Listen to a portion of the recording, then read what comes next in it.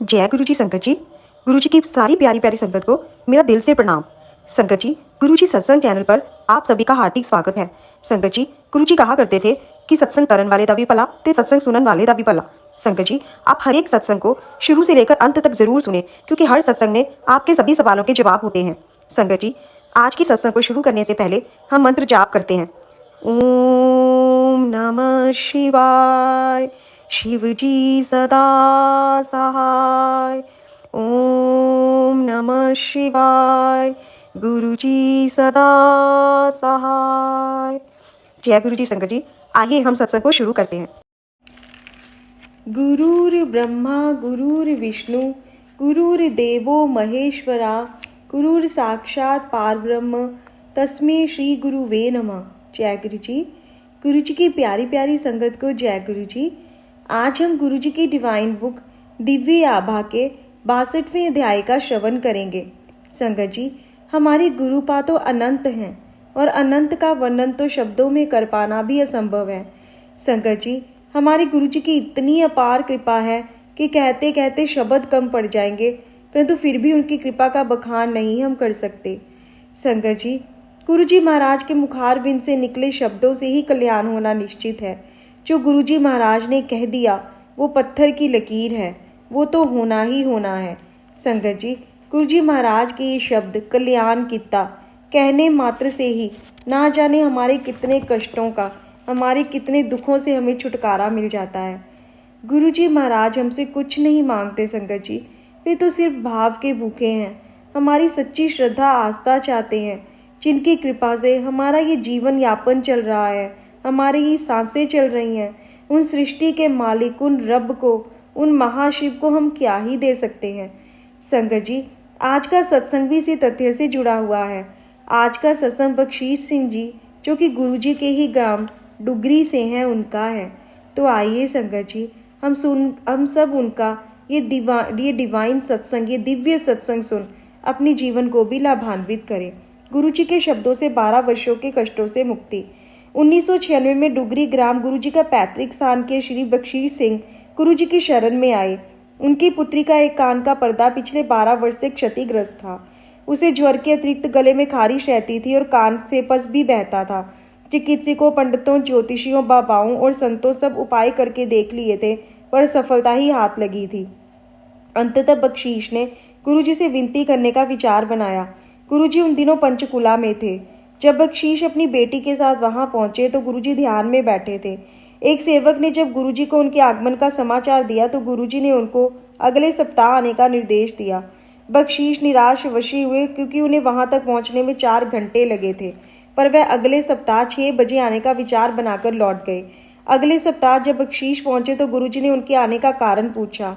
बख्शीश ने अपनी बेटी की समस्या बताकर गुरुजी से उनकी कृपा के लिए प्रार्थना करी। गुरुजी ने प्रश्न किया कि वह कौन सी कक्षा में पढ़ रही है। व्यथित पिता ने उत्तर दिया कि वह 8वीं कक्षा में है। गुरुजी मुस्कुराकर बोले, कल्याण हो गया, जा ऐश कर। बख्शीश को यह साधारण पर अति शक्तिशाली वचन अस्पष्ट लगे तो वह खड़े रहे। गुरुजी ने पूछा कि क्या उनको कुछ और चाहिए। बख्शीश के ये पहले दर्शन थे। पिता ने हाथ जोड़कर गुरुजी से उनकी बेटी को लंबे समय से चले आ रहे कष्टों से रोग निवृत्त करने की बात दोहराई। गुरुजी के निर्देशानुसार वह संगत में बैठे और उन्होंने प्रसाद और लंगर भी ग्रहण किया। फिर गुरुजी के आदेशानुसार उनको डुगरी जाने वाली अंतिम बस में बिठा दिया गया। अगले दिन ही बख्शीश ने अपनी बेटी के रोग में सुधार देखा और थोड़े ही दिन में वह समाप्त भी हो गया। अब बख्शीश परिवार ने हर सप्ताह के अंत में गुरुजी के दर्शन के लिए आना शुरू कर दिया। उनका बस किराए का व्यय चिकित्सक से कहीं कम था। आशीष के लिए घर से बुलाया। वर्ष बीतते गए, गुरुजी अब दिल्ली आ गए। बख्शीश और उनकी बेटी ने भी दिल्ली आना आरंभ कर दिया। एक ऐसे ही दर्शन के अवसर पर गुरुजी ने अपने भक्त को, अपनी पत्नी और पुत्र को साथ लाने को कहा, जिन्होंने अभी तक गुरुजी के दर्शन नहीं किए थे। यात्रा और घर संबंधित समस्याओं के कारण बख्शीश उनको लेकर नहीं आए और अगली बार भी अपनी बेटी के साथ ही आए। गुरुजी ने उनके बारे में पूछा। जब ऐसा कुछ बार हुआ तो गुरुजी ने उन्हें अंतिम चेतावनी दी, पत्नी और पुत्र को लेकर आओ। उनकी पत्नी और पुत्र संगत में आए तो गुरुजी ने उनकी पत्नी से उसके रोग के बारे में प्रश्न किया। उनकी पत्नी ने बताया कि उन्हें पीठ में दर्द रहता है, जिसका कारण रीढ़ की हड्डी में समस्या है। चिकित्सकों की राय में उसका कोई उपचार नहीं है। गुरुजी ने हंसकर उत्तर दिया कि उनके दर्द का मूल कारण तो मानसिक है। अपनी बेटी का विवाह कराने से वेदना समाप्त हो जाएगी। गुरुजी ने उनको दर्शन के लिए 2 सप्ताह में एक बार आने को कहा। गुरुजी के इस गंभीरता रहित कथन से उनकी पीड़ा कुछ ही दर्शनों के बाद समाप्त हो गई।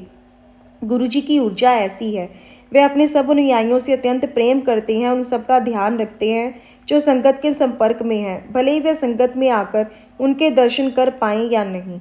उल्लेखनीय है कि बख्शीश के अन्य परिवार के सदस्यों को उन्होंने विशेष रूप से बुलाया। भक्त को मुक्ति। बख्शीश दिल्ली माह में एक बार आते थे। एक बार गुरुजी ने उनको अपने पास बुलाकर 2 सज्जनों से परिचय कराया। वार्ता के दौरान बख्शीश के पिता का उल्लेख आया जो 85 वर्ष के रहे होंगे। वह स्वस्थ थे, उनकी दृष्टि सामान्य थी और दंत पीड़ा तक नहीं होती थी। बख्शीश ने कुछ निर्भीक होकर उनको अपने पिता के रोग के बारे में बताया जो घुटनों से टखनों तक था। चिकित्सक उनके रोग या पीड़ा को कम नहीं कर पाए थे। गुरुजी ने बख्शीश को आश्वासन दिया कि वे चिंता ना करें, उनके पिता को रोग से निवृत्ति मिल जाएगी। प्रभु ने यह भी कहा कि यद्यपि चिकित्सक सहायता करते हैं, उन्हें भी अपनी जीविका अर्जित करनी है। बख्शीश के जाते समय गुरुजी ने एक फूल माला जो उनके किसी अन्य भक्त के उनके चरणों में चढ़ाई थी उनको दी और कहा कि उसे जल में डालकर उनके पिता उस पवित्र जल से स्नान कर लें। उसके बाद माला को पास के बहते जल में प्रवाहित कर दें। गुरुजी के निर्देश का अक्षरश पालन हुआ। उनके पिता की वेदना समाप्त हो गई। इसके अतिरिक्त एक और महत्वपूर्ण घटना हुई। बख्शीश के पिता गुरुजी द्वारा मोहित हो गए। जब उनको भोजन करने को कहा जाता तो वह कहते कि उन्होंने गुरुजी का लंगर ग्रहण कर लिया है। परिवार के सदस्यों ने शीघ्र ही समझ लिया कि परिवार प्रमुख अपूर्णतया मानसिक रूप से गुरुजी की शरण में पहुंच गए हैं। घर में उनकी उपस्थिति केवल भौतिक है।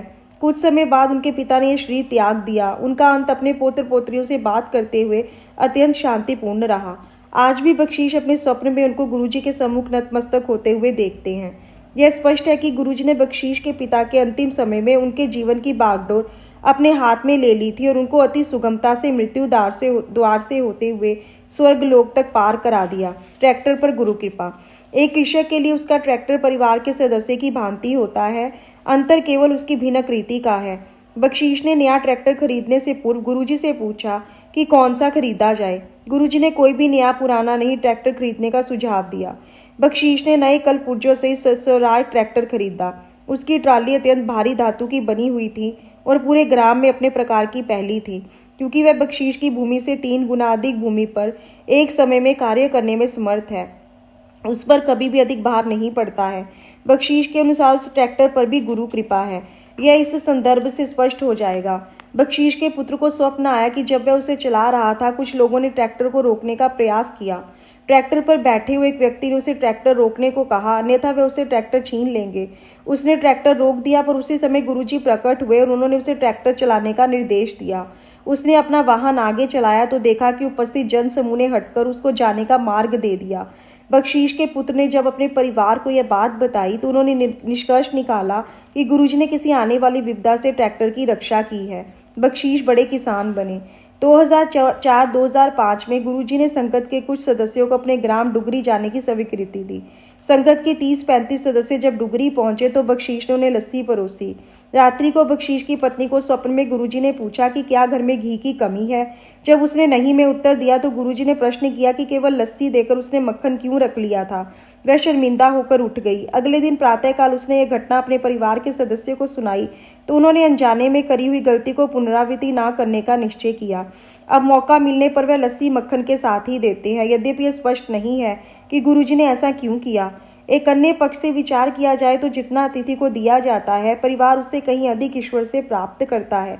उस परिप्रेक्ष्य में बख्शीश भी अब बड़े कृषक हो गए हैं, पर बख्शीश परिवार पर गुरुजी की अभी और कृपा शेष थी। बख्शीश की अमलता की समस्या के लिए गुरुजी ने उन्हें अभिमंत्रित ताम्र लोटे से जल पीने को कहा और वह रोग भी शीघ्र ही समाप्त हो गया। जब बख्शीश ताम्र लोटा घर लौटे तो उनके पुत्र ने विनोद करते हुए कहा कि उसे छोड़कर घर के प्रत्येक सदस्य को गुरुजी ने कुछ न कुछ दिया है। बहन और पिता को ताम्र लोटा, माँ को चित्र और ताम्र लोटा एक वहीं रह गया था। एक बार जब वह गुरुजी के दर्शन के लिए पहुंचा तो गुरुजी ने उसे बुलाकर एक चित्र दिया। गुरुजी की इस आकस्मिक प्रतिदान से वह अति चकित और बेहद प्रसन्न हुआ। बख्शीश परिवार पर गुरुजी की अनुकंपा यही दर्शाती है कि उनकी अप्रतिबंधित कृपा और संरक्षण सदा भक्त के साथ रहते हैं। जय गुरुजी। शुक्राना, अनंतम शुक्राना मेरे मालिक का। आज की सेवा के लिए लख लख शुक्राना। जय गुरुजी।